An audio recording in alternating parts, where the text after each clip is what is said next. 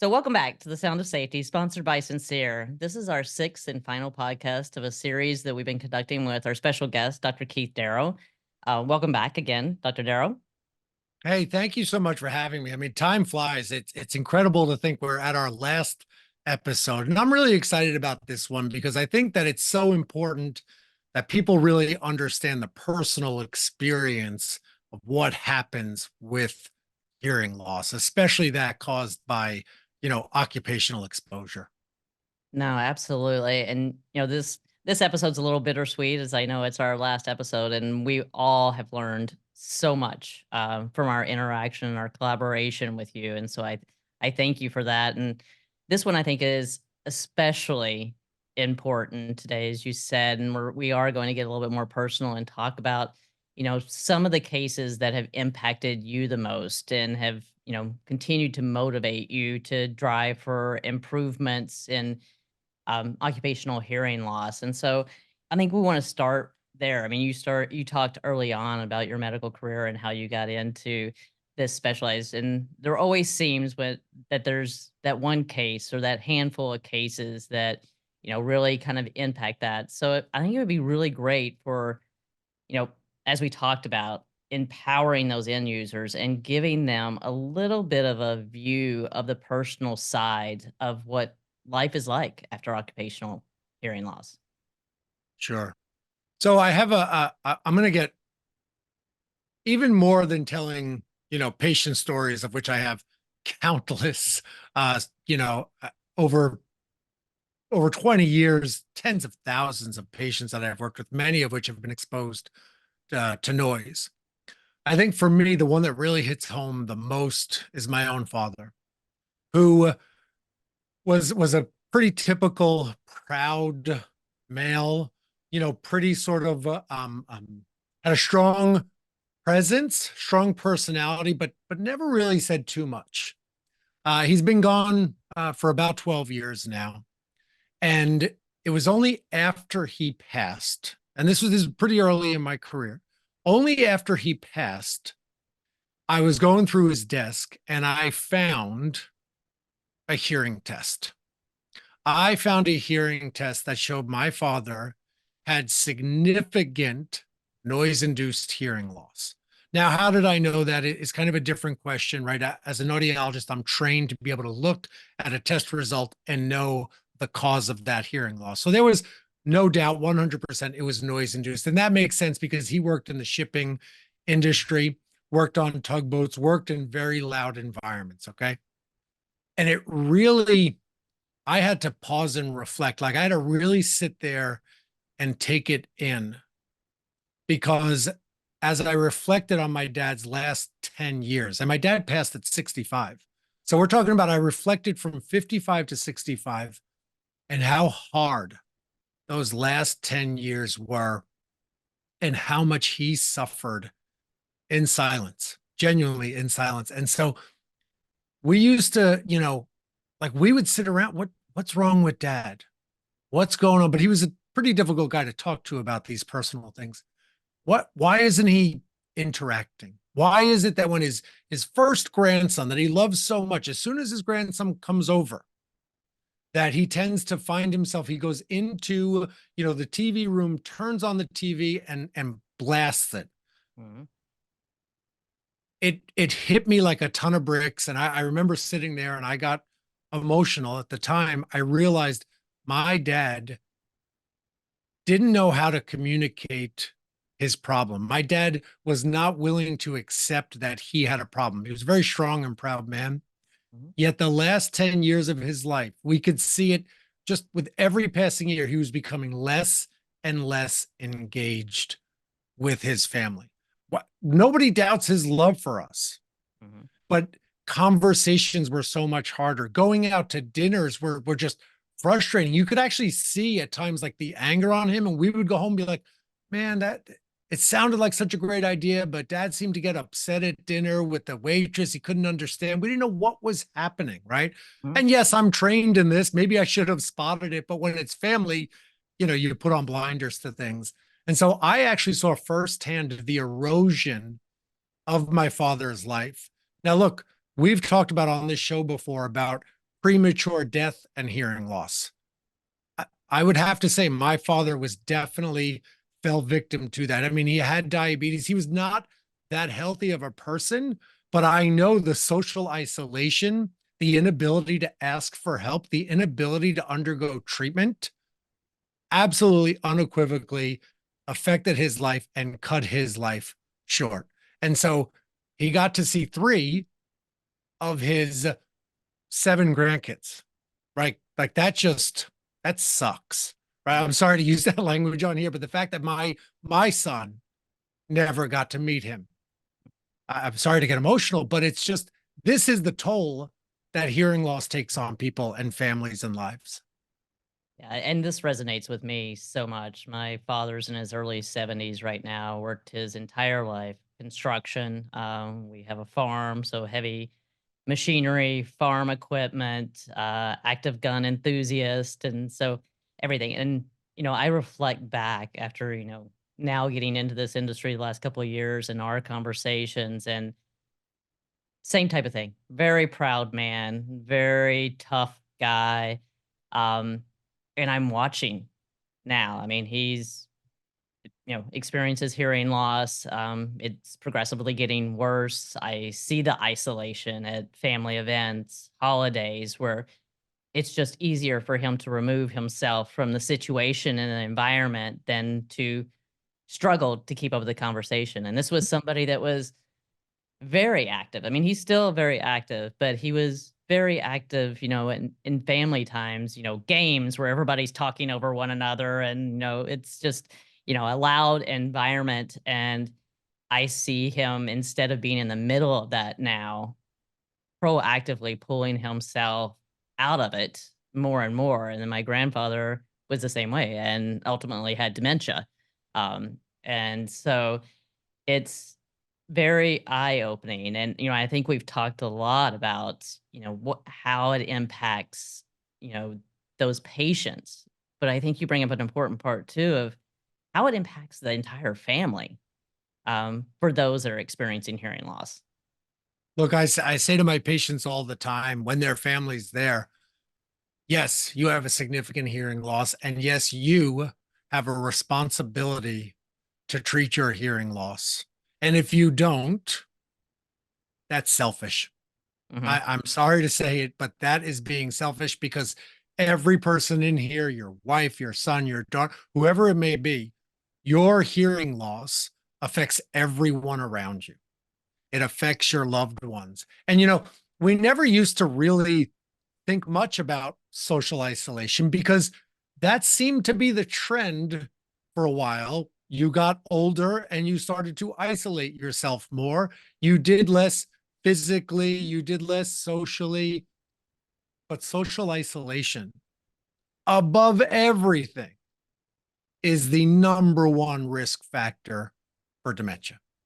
And so it makes perfect sense that hearing loss and dementia are so intimately tied together. And the brain atrophy that goes with social isolation and dementia and hearing loss, like this is just a disaster waiting to happen. And so we've all been touched by dementia. And what we now know is that nearly half, about 40% of all cases of dementia are considered preventable. And two of the most important things you can do: treat hearing loss and stay socially active. And you need good hearing to stay socially active.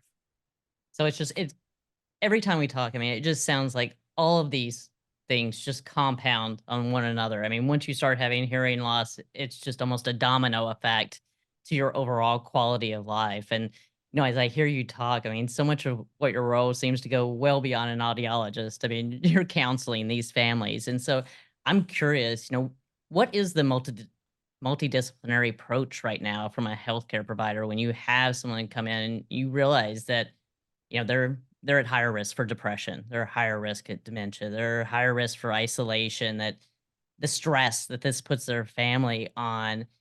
it is there kind of an established approach from a multidisciplinary Mm. standpoint to address? Yeah, that's an amazing, that's an amazing question. And unfortunately, in general, the answer is no. Now, I can tell you that that's not the way I operate. I mean, I do operate from a multidisciplinary approach. So, in hearing healthcare, for the most part, and if you're out there and you've been to an audiologist or a hearing specialist, they ask you questions like, you know, where do you have difficulty hearing? And what situations? And do you have any ringing in your ears? Do you feel dizzy? Like, they ask these sort of canned case history questions. Whereas myself, my team at the hearing and brain centers, we're sort of spread throughout the country. We dive so deep into what are labeled the comorbidities of hearing loss, right? Because what do we know about hearing loss? So I'm going to ask you about depression, about anxiety, about mental health. I'm going to ask you, have you fallen in the past 12 months? And are you concerned about falling? Are you having any issues with memory? Are you concerned about memory loss? Do you have a family history of dementia? Because it really is a multidisciplinary approach. Because here's what I know: I will find the source of your hearing loss, and I will figure out how to treat it and make sure that you get the most out of treatment. But at the end of the day, these other comorbid factors must be addressed. So if there are concerns of balance, number one, treat your hearing loss, and then let's connect you with a balance specialist. So we have great relationships with physical and occupational therapists. If you are feeling depressed, if you are feeling anxious, step one, treat your hearing loss, and then let me refer you to a cognitive behavioral therapist who specializes in anxiety and isolation in older adults. So you do have to build that network. And Mhm. so for the listener out there who's younger, who is being exposed to noise, hopefully this is a lesson in, well, I don't know if I want to go down that road. I don't want to be that statistic. I would rather do something about it now, because now's the only chance you got. We've talked about this in earlier episodes. Like, you've got to approach this. You have to protect your ears now, Mhm. because the damage now can take 20 to 30 years to really rear its ugly head. Well, and it's interesting as I listen to you talk and you talk about that disciplinary approach, it almost seems like a formula for what we should be doing with workers early on. I mean, Yeah. we're doing that baseline, and as they go out of the career, how is their mental health look? How is their cognitive ability? And really bringing in all those things that you're looking at, um, post career, and when there is a problem, actually bringing that to the forefront and making sure that we're looking at all those things holistically versus just, am I providing the adequate hearing protection, and where's the hearing loss at today, because it does impact so many other things that during those 20 or 30 years that they're working, if it deteriorates or as it deteriorates, just has so many other potential for safety implications and other hazards that it seems like it would be just a great formula to implement into that. Yeah, right now, like when we've talked about it, right now it's, what are the regulations? What type of hearing protection do I have to provide for you, my employee? And sure, I'll get somebody to, see if you can hear beeps once a year. Mhm. That's not healthcare. That's just sort of checking boxes. That's not proper planning, right? I often joke with my students, with my employees, proper planning prevents piss poor performance. The 6 P's to success. Proper planning when it comes to healthcare is so important. And hearing is one of those things, especially if you work in a noisy environment, that you can plan ahead for and you can prevent it. Well, and I think one of the great things is that, you know, you're doing so much with these students, I mean, in research. And so you're really fostering that next generation of educators to come in that, may not have been had the awareness otherwise. And so I think that's so important, to bring that and to bring that to that younger generation and get them energized about this and get their concern about it so they can continue to propagate this message out. And so with that, I really wanted to end this episode with a summary of, some of the key things that I've taken away from, our series of podcast. And please feel free to jump in on this, but, we'll put these up on the screen. But I really tried to just summarize it down to about 10 key points that, we took away from this. One, hearing loss is a whole body disease. It's not just about your ears. It's not just about communication. It really is something that we need to look with a broader lens when we're taking care of these workers and making sure that we're looking at it much more holistically. Early testing and detection. Don't wait until there's a problem before you go get tested. We you need to know what that baseline is, and you have to take ownership for that. No one else is going to do it. And so being proactive early on, because there is no magic pill, there is no cure, there's nothing that Dr. Darrow is going to be able to prescribe to change, what has happened in your past when it comes to hearing loss. Choosing devices that are not only adequate for hearing protection and that check the box from a regulatory standpoint, but ensuring they also provide situational awareness, face-to-face communication, and don't create other potential hazards. We've talked about, I think, 10 decibels increasing your risk of fall 140%. I mean, there's all these other things that can play into workplace safety if you don't have the right device.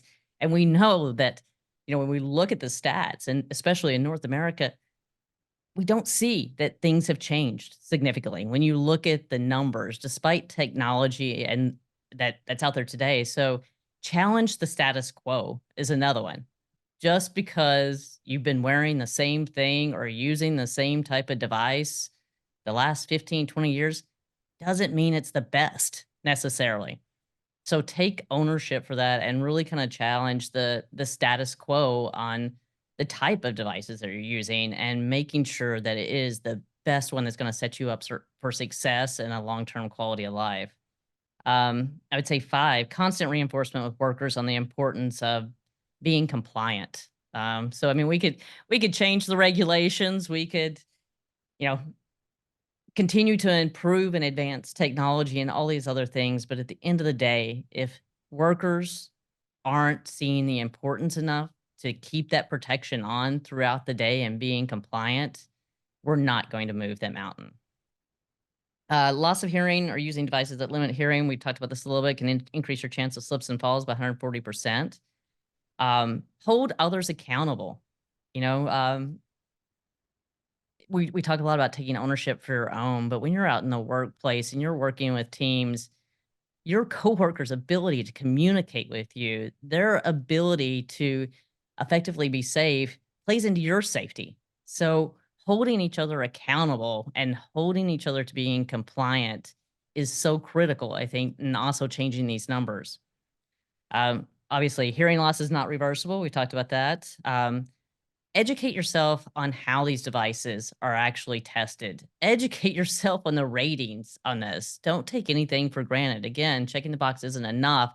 How do you go to the next level? And, understanding exactly what these devices are intended to do is so critical.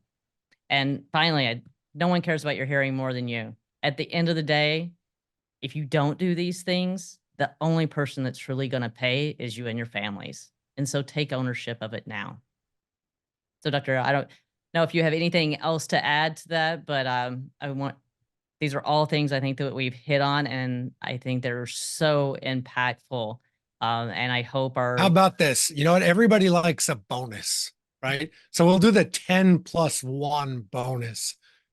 Hearing healthcare is preventative medicine, and you can prevent hearing loss. You can prevent the consequences of untreated hearing loss, like losing your independence and potentially developing cognitive decline. I'll leave it at that. Absolutely. And thank you again, Dr. Darrow, for joining us today and for participating in these 6 podcasts. It's been truly a pleasure to spend time with you. And we thank you again for everything that you're doing in the advancement of preventing occupational hearing loss. So thank you. Thank you, to your team, and to the audience for listening. So with that, that comes to the end of our 6-part series. Again, please share your comments, your suggestions. This is all in the spirit of helping others and sharing among each and every one of us to improve the outcomes of all of our workers and improve the overall safety and quality of life. Thank you.